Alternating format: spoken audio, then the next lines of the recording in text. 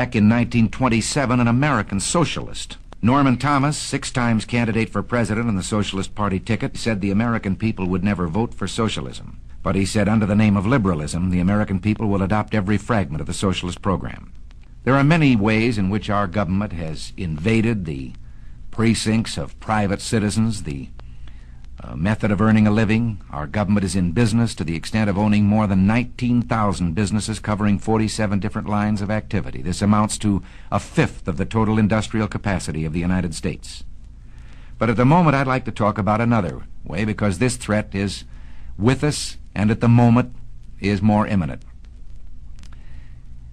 One of the traditional methods of imposing statism or socialism on a people has been by way of medicine. It's very easy to disguise a medical program as a humanitarian project. Most people are a little reluctant to oppose anything that suggests medical care for people who possibly can't afford it.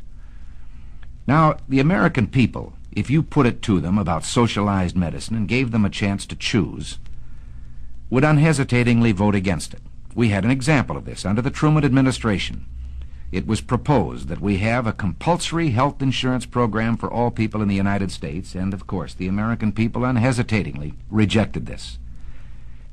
So, with the American people on record as not wanting socialized medicine, Congressman Farrand introduced the Farrand Bill.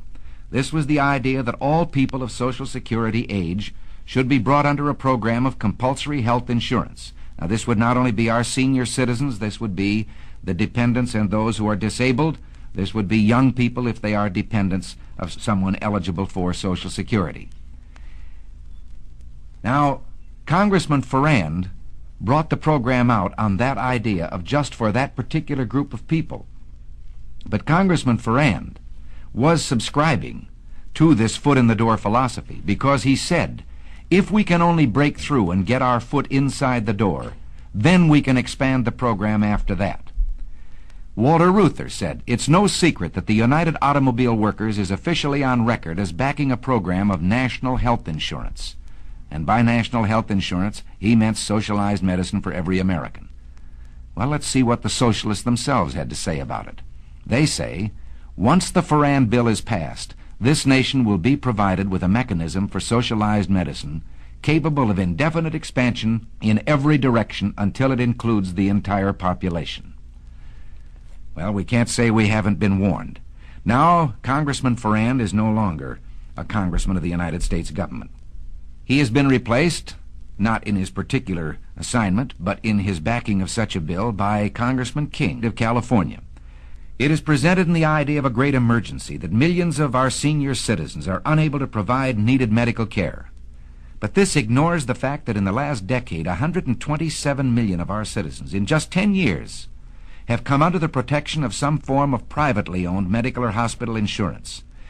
Now, the advocates of this bill, when you try to oppose it, challenge you on an emotional basis. They say, what would you do? Throw these poor old people out to die with no medical attention? That's ridiculous, and of course no one has advocated it.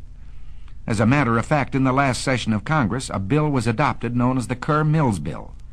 Now, without even allowing this bill to be tried to see if it works, they have introduced this King bill, which is really the Farrand Bill. What is the Kerr-Mills Bill? It is a frank recognition of the medical need or problem of our senior citizens that I've mentioned. And it has provided from the federal government money to the states and the local communities that can be used at the discretion of the state to help those people who need it. Now, what reason could the other people have for backing a bill which says we insist on compulsory health insurance for senior citizens on a basis of age alone, regardless of whether they are worth millions of dollars, whether they have an income, whether they're protected by their own insurance, whether they have savings?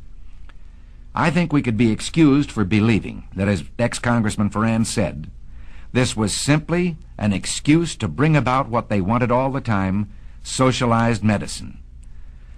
James Madison, in 1788, speaking to the Virginia Convention, said, since the general civilization of mankind, I believe there are more instances of the abridgment of the freedom of the people by gradual and silent encroachment of those in power than by violent and sudden usurpations.